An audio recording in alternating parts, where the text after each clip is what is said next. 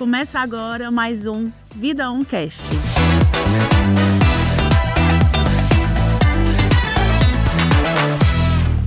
A saúde vai além do cuidado físico.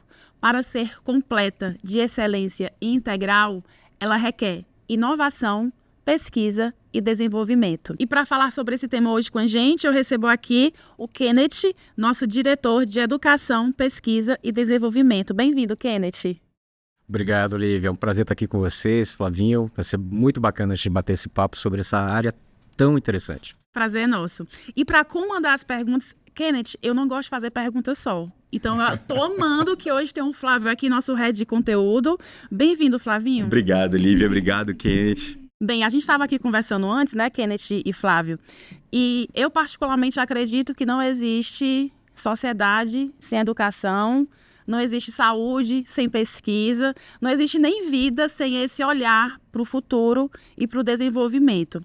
E aqui na Apvida a gente tem o IPE, que é o Instituto Internacional de Pesquisa e Educação. Dentro do nosso ecossistema, Kenneth, o que é o IPE?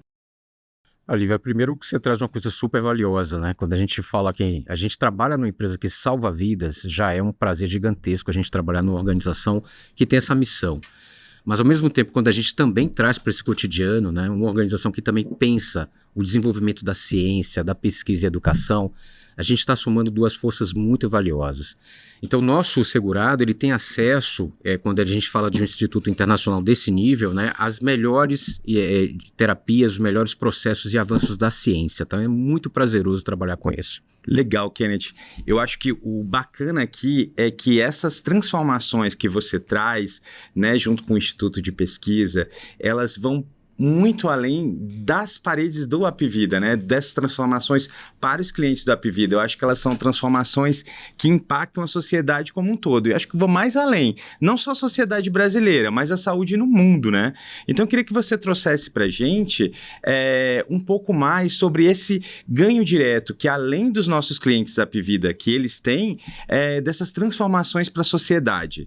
O que o IPE, junto com suas parcerias, o que ele traz de transformação, de novidade na saúde? Flavinho, você traz um ponto super importante para nós, quando a gente pensa em nível organizacional, ter acesso a isso, mas de fato há um aspecto mais abrangente, né? Você fala, por exemplo, do câncer, né? Fala problemas oncológicos que afetam as pessoas de maneira geral. Se a gente não tivesse dentro da estrutura científica, um processo de avanço tão contínuo, hoje a gente estaria vivendo praticamente assim, uma morte, a mortalidade em massa dos pacientes de oncologia, né? Quando a gente fala da década de 40, 50, 60, quando se começam, né, os estudos um pouco mais avançados, com novas terapêuticas, novas metodologias, né, de desenvolvimento, hoje a gente pode falar que a população atual ela se beneficia desse processo. A medicina avança pela ciência, né? A saúde, de maneira geral, avança pela ciência. Todas as áreas, claro, né? Tem um aspecto científico, mas na saúde, especialmente, a gente está falando naquilo que toca a vida humana, né? Então, a pesquisa e o desenvolvimento, ela impacta naquilo que é o mais importante para nós, que é a longevidade, né? Que é ter uma vida de qualidade, ter acesso a uma mudança de perspectiva diante das enfermidades que nos assolam como humanidade, né? Eu estava aí te ouvindo falar, tu falou uma palavra que é muito importante, que a gente vê muito nas conversas online, nas nossas famílias, né? A questão da longevidade. Se fala muito hoje como é que a gente vai envelhecer bem. Eu tava esses dias conversando com os amigos e a gente falando, gente, a gente tem que se alimentar bem, tem que fazer exercício, porque a gente tem que envelhecer bem. Então, ali, a gente que está aqui os 30 mais, né, a gente pensa muito sobre isso. E a questão dessa ciência, né, que você falou também muito bem, Kenneth, da ciência, da longevidade, esse tema ele passa pela pesquisa e passa pela educação. E não existe conhecimento que cresça se não for compartilhado. Então, sobre isso, eu queria que você também falasse um pouquinho dessas parcerias que o IPE tem com outras instituições que somam e que elevam todo esse conhecimento. Olha, Lívia, você toca em pontos-chave, né? Para nós, pensarmos em envelhecer de uma maneira com qualidade de vida, né? É uma busca constante, né? Todo mundo tem uma história para contar sobre isso. Eu tenho uma prima que tem esclerose múltipla, né? E que na vida dela foi sempre muito difícil conviver, é uma doença, né? Que a gente sabe que ela hoje ainda não tem uma resposta científica. mas é uma pessoa que se beneficia dos estudos, né, que hoje já mostram novas perspectivas para o paciente, né, e todo mundo vai ter uma história como essa, porque a gente quer envelhecer mais e quer envelhecer bem. Essa mesma prima, há um tempo atrás, talvez décadas atrás, ela não vivesse até os 30 anos, ela já está com 55, né? E hoje se beneficia exatamente dessas terapêuticas. E aí a gente tem que conectar nesse processo com quem está realmente na ponta. Hoje, a gente fala do nosso Instituto Internacional de Pesquisa, a gente tem parcerias internacionais. Então, hoje a gente, por exemplo, a gente forma os nossos pesquisadores com o time de Harvard, né? A Escola de Excelente. Saúde Pública tem um programa especificamente para formar pessoas pesquisadoras. E os nossos colaboradores têm acesso a bolsas direcionadas para eles que pagam integralmente um curso, né? Ao mesmo tempo, ao lado, a gente tem uma parceria com a City College de Nova York, né, que está fazendo estudos com inteligência artificial aplicada à pesquisa científica para uma detecção mais precoce do câncer de mama. Então, ter esse tipo de parceria nos permite acessar com mais antecipação aquilo que vão ser as novas tecnologias, as novas terapêuticas que estão aí, né, acontecendo ao redor do mundo, né? E educação é um fator primordial. Quando a gente fala de educação, a gente fala de uma educação que traz conhecimento para a nossa própria equipe, óbvio, uma educação que traz conhecimento para o paciente, né? O paciente normalmente é o mais estudioso da sua doença, né? É verdade. Eu, por exemplo, sou espondilítico, né? Eu tenho espondilite anquilosante, que é uma doença autoimune. Acabei me tornando um especialista. E é claro que eu quero entender melhor esse aspecto. Então, quando a gente tem uma área científica que dá acesso aos melhores estudos, que dá acesso aos melhores pesquisadores em nível global, a gente consegue trazer esse conhecimento para o cotidiano, né? Afinal de contas, né, a gente também participa de um movimento de evolução científica para a sociedade. É verdade. Esse é o grande papel que a gente tem na nossa organização, né? Kenneth, eu fiquei curiosa por uma coisa. Eu queria que tu explicasse como é, porque a gente fala, né, da pesquisa, do desenvolvimento, essas parcerias, né, com essas grandes instituições. Como é que isso chega diretamente no cliente, no nosso beneficiário? Como é que no nosso beneficiário e na sociedade como um todo, né? Porque existem outras instituições que também têm esse processo de pesquisa. Como é que isso chega diretamente na pessoa que vai para o hospital e que tem uma doença? É um excelente ponto, Olivia. A gente fala, por exemplo, né, de mudanças de procedimento. A gente está falando muito fala-se muito, né, de medicamentos, novos biológicos, genética, mas por vezes a gente esquece, por exemplo, que há equipamentos que mudaram a rotina das pessoas hoje dentro de um hospital, né? E em que sentido, né? E como que a ciência está envolvida nisso e como que as parcerias trazem esse processo. Uma nova organização está testando um novo equipamento para ventilação, né? Uma ventilação não invasiva, que a gente viveu recentemente, vocês devem lembrar na Covid, né? Sim. Então, o que permitiu para o nosso país ser uma das grandes referências em vacina e também em equipamentos para ventilação não invasiva, né? Foi exatamente o aspecto científico. As organizações, houve toda uma mobilização social, a gente teve, né, um conjunto de organizações trabalhando de maneira integrada, sistêmica, para permitir esse desenvolvimento científico. A gente pode falar literalmente, nós fizemos parte no Brasil de um movimento que a ciência salvou centenas de milhares de vidas por esse aspecto de permitir-se experimentar com novos equipamentos, ou até mesmo a questão da vacina, aquilo que seria realmente a cura para as pessoas. É literalmente conhecimento compartilhado, né? Eu tenho aqui um excelente conhecimento, em prol da saúde eu vou dividir isso com outras pessoas e outras instituições. Certamente, ele é compartilhado, ele é implementado, que hoje você vai no hospital, você vê uma evolução dos equipamentos, vem através da ciência, e aquilo gera um ciclo virtuoso, né? A gente percebe que aquela nova dinâmica que foi montada gera novos conhecimentos para a própria sociedade. E nós fazemos parte disso, né? Sim, e deve ser incrível você trabalhar no presente com isso.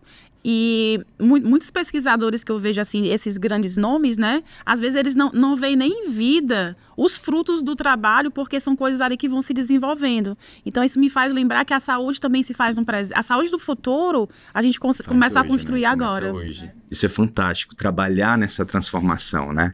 Você tem a oportunidade, de fazer história, fazer parte da história, justamente dessa construção agora, que vai ser um legado para a sociedade, para o mundo, né? Então isso é realmente muito gratificante.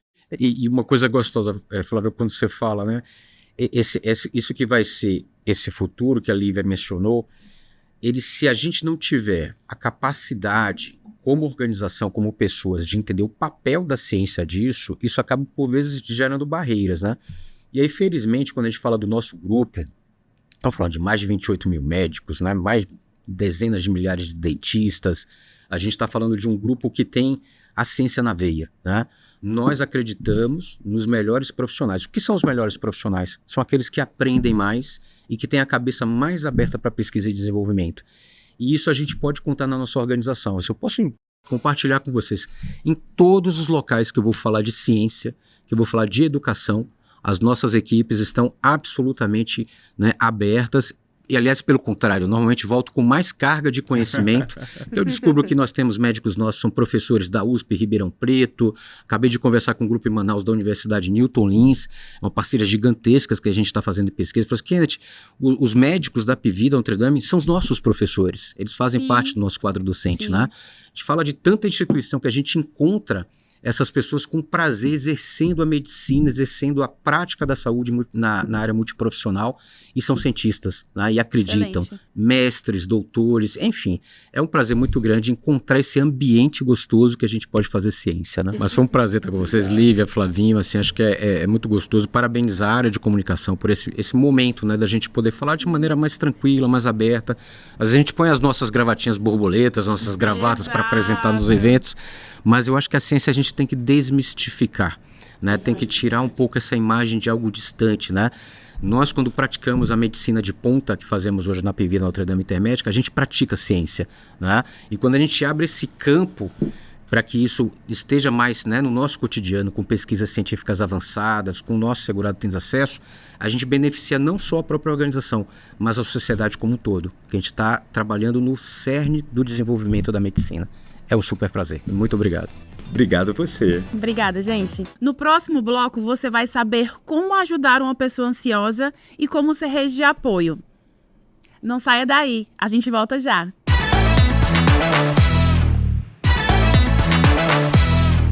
A gente precisa falar mais sobre o que a gente sente. Assuntos que envolvem saúde mental não devem ser mais tabus.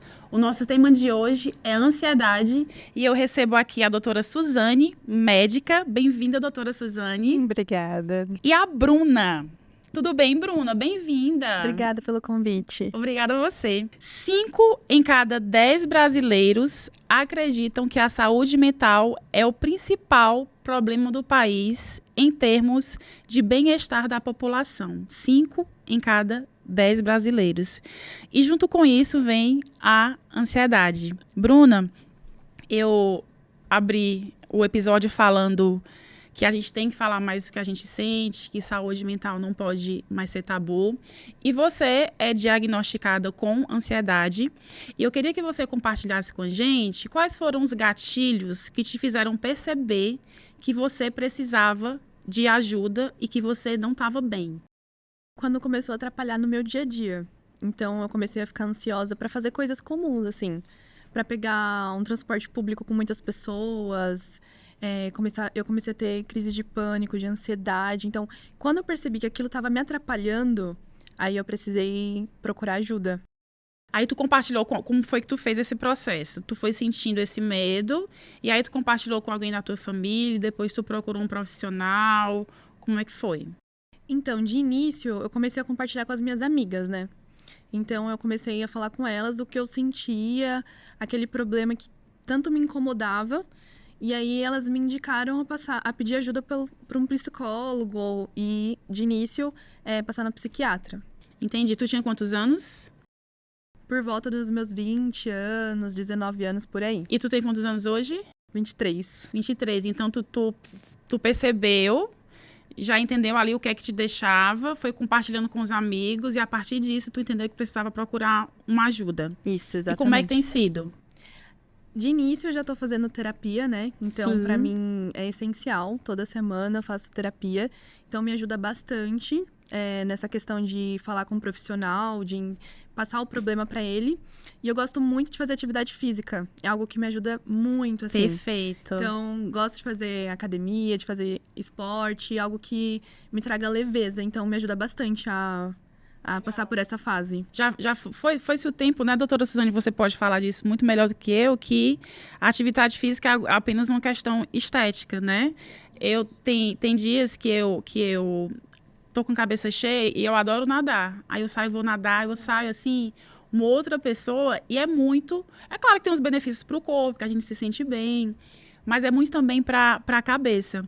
E hoje, a gente tem muitos gatilhos sociais, como os gatilhos da Bruna, que eu entendo que é uma questão de espaços muito cheios, né, Bruna?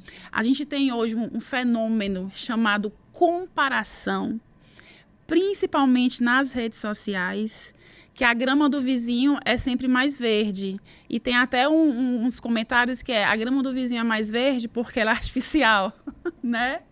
Então, tem as questões de gatilhos sociais, as questões de comparação. Tem a nossa agenda que a gente vai colocando ali tarefa e se cobrando para a gente ser perfeito toda hora.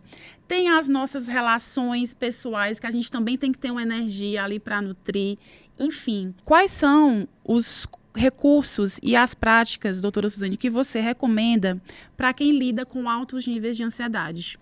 Eu vou só voltar um ponto e fazer um comentário sobre o que a Bruna falou, porque eu acho bastante importante, que nós possamos entender que a ansiedade é um estado normal. Todos nós temos ansiedade, né? Nem toda ansiedade é patológica. E a Bruna foi perfeita quando falou, eu busquei ajuda quando eu notei que estava causando sofrimento e causava, inclusive, prejuízo na minha vida, né? São esses pontos de sofrimento e prejuízo que nós vamos começar a entender como uma ansiedade patológica, porque a ansiedade em si é um processo natural, necessário. Quando a gente pensa, inclusive, em evolução da espécie, os ansiosos evoluíram porque estavam preocupados se ia ter caça, se teria algum perigo no local, né, onde estava, se iria chover, se eu tinha um local ali coberto para ficar naquele momento. Então, os ansiosos evoluíram. E a ansiedade nem sempre é ruim. A ansiedade faz com que nós tenhamos aquela preocupação, olha, eu vou estudar porque eu tenho uma prova. Ela protege a gente também, protege né? A gente Perfeito, também. perfeito. E aí a ansiedade passa a ser patológica quando existe uma preocupação exagerada sobre várias questões na maior parte do tempo, né? E essa ansiedade começa, inclusive, a causar prejuízos, né, sociais, no trabalho e tudo mais. A Bruna, mais uma vez, né, com esse tempo de terapia, já sabe tudo de ansiedade, de tratamento, né? Optou por algo extremamente importante para a proteção e para a melhora do transtorno ansioso, né? Que é a atividade física, que é necessária, né? Existem estudos, inclusive, que igualam, né, a atividade física a medicação, a inibidores de recaptação de serotonina, em alguns casos ansiosos. É claro, existem casos mais graves, que só a atividade física não vai resolver o problema e que vai precisar de doses mais altas de medicação, né? Mas a atividade física é necessária, rotina é necessária, horário para dormir, horário para acordar, tentar ter uma boa noite de sono é essencial.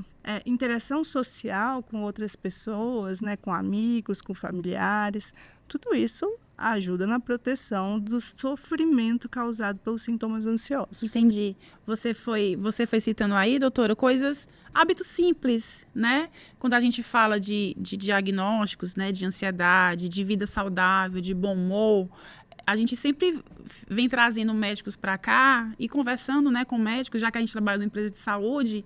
E é muito interessante ver que não tem um segredo, né, a chave é você se relacionar, você praticar atividade física e você ter uma rotina. Tem gente que não gosta de rotina, mas até quem não gosta de rotina precisa de rotina. Exato, né? E, Bruna, dentro da sua vivência, eu entendo que existem diferentes tipos de diagnóstico e todo mundo lida com isso de uma maneira diferente. Quando você, mesmo em tratamento, né, com terapia, existem os momentos que você se sente mais ansiosa. Nesses momentos, o que é que tu faz? Tu gosta de ficar mais isolada? Tu gosta de que alguém te puxe? De não, vamos sair para dançar? Vamos ali comer alguma coisa? Vamos fazer alguma coisinha? Como é que tu gosta de ser tratada para tu ficar bem nesses momentos? Eu acredito que tenha vários estados da ansiedade, né? Então, já chegou o momento de eu estar num lugar, assim, e eu estar me sentindo ansiosa. Então, fazer o tratamento de respiração me ajuda bastante. Sim. Respirar, me concentrar, ter pensamentos positivos, isso me ajuda muito. Mas quando eu tô num momento, assim, que eu, às vezes, não consigo me controlar, eu gosto muito de estar com alguém, de conversar com alguém naquele momento, de ligar para uma pessoa, de desabafar. Então, essa é a minha maneira que me ajuda muito, assim, de falar o que eu tô sentindo. Eu não gosto de me sentir sozinha. Entendi. Então, quando eu converso com alguém, olha, amiga, eu tô passando por esse momento e eu tô desabafando isso com a pessoa, isso me ajuda a relaxar e tirar aquele sentimento que tá dentro de mim. Perfeito. Foi ótimo tu ter falado nisso, porque tu fez um link perfeito com a minha próxima pergunta para a doutora Suzane. Quando o primeiro passo, a gente estava conversando antes, né? Que o primeiro passo para uma pessoa ser curada, ela reconhecer que ela tem um problema. E momentos assim, quando uma pessoa chega para você e fala... Eu tenho certeza que quando a Bruna chegou para as amigas dela e foi contar, ela foi acolhida. E durante a nossa vida, né, nós convivemos com pessoas, nós temos amigos, familiares, que são pessoas diagnosticadas e que contam para a gente. E todas as vezes que uma pessoa que eu amo, um amigo, um familiar, chegou para mim e contou isso para mim, o que é que eu entendo? Que o diagnóstico, ele explica muita coisa, mas ele não define quem você é. A gente é muito mais do que isso. E em momentos assim, que a pessoa é extremamente vulnerável, ela precisa ser amada, acolhida. E eu queria que você falasse um pouquinho como é que os familiares e os amigos podem ser rede de apoio, assim como essas amigas da Bruna são para ela, como é que nós, enquanto familiares e amigos, podemos ser rede de apoio para essas pessoas que convivem com algum diagnóstico? Eu acho que adotar, de fato, essa posição de suporte e não de julgamento, né? Porque, infelizmente, ainda existe muito julgamento diante dos transtornos mentais. Todos, seja uma ansiedade, quadros depressivos ou quadros psicóticos, existe ainda parte da população que olha com um olhar de julgamento, né? A gente muda a postura do olhar de julgamento para o olhar de acolhimento. Evitar frases como, isso é coisa da sua cabeça. Sim. Né? Situações como, você não precisa dessa medicação, né? Essa medicação está te deixando dopada, né? Você precisa mais de Deus, é claro, né? Faz parte, inclusive, né, do tratamento que a pessoa tenha ali vínculos, que sejam vínculos de fé, religiosos, no que a pessoa acreditar, né? Sim. Isso ajuda, com certeza. Mas limitar a dor do outro, isso é falta de Deus, isso não é algo legal, né? Então, eu acho que esse olhar de acolhimento, de olhar para o outro e perguntar como eu posso te ajudar nesse momento, né? Porque, de fato, vão ter pacientes que vão preferir ficar sozinhos. Não, só me deixa quietinha. Eu só quero ficar quietinha. Ou não, eu preciso de um abraço. Isso é muito relativo. Sim. Né? Eu acho que a posição de quem está do outro lado é ouvir. Como eu posso te ajudar? Pronto. Você vai ajudar o outro a partir da forma com que o outro vai te orientar a ajudá-lo. Hoje eu tô motivacional, viu, Lucas? Nosso videomaker também, eu tava, bora, Lucas, hoje vamos vencer. E a Jaque, que é a minha VP, ela tem esse potinho aqui e tem escrito, ó, inspira, respira e não pira. Maravilhoso. É um potinho motivacional e eu trouxe aqui pra gente, porque assim, eu quero que quem tá assistindo termine esse vídeo com um coração muito leve e em paz. Então vou pedir aqui pra doutora Suzane tirar um. E a Bruna também. E aí, para encerrar o nosso episódio de hoje, elas vão ler uma mensagem motivacional, Positive Vibes. Vamos lá, primeiro a doutora Suzane. Tudo o que você sempre quis está do outro lado do seu medo. Jorge Adar. Gostei. E teu, Bruna? Eu sou tão orgulhosa das coisas que fizemos, como sou das coisas que temos feitos. Inovar é dizer não a milhares de coisas. Steve Jobs. Inovar é dizer não a milhares de coisas. Gostei. E como é difícil dizer não nos dias de hoje. E como é difícil dizer não. Inclusive, hoje, o que mais se fala é sobre a importância de você dizer não e de você colocar limites exatamente na construção dessa saúde mental. né, que passa aí pelos limites, pela atividade física, pelo ser vulnerável. E eu acredito que a gente está sempre nesse caminho, nesse aprendizado, para cada vez mais a gente cuidar da nossa mente. Estarmos presentes no momento sempre, né? Sairmos do futuro, dessa preocupação exagerada em relação ao futuro e vivenciar o agora. Né? E entender também que faz parte ser vulnerável. A gente não precisa ser forte o tempo todo. Vai ter dias que a gente vai estar mais mal, vai ter dias que a gente vai estar melhor. E entender que isso é uma fase que tá tudo bem. É isso. Amei. bacana. Muito obrigada pela presença de vocês. Muito obrigada, doutora Suzane. Obrigada. Muito obrigada, Bruna. Obrigada a você que nos assistiu. Inscreva-se no canal, ative o sininho, deixe seu joinha. Até lá!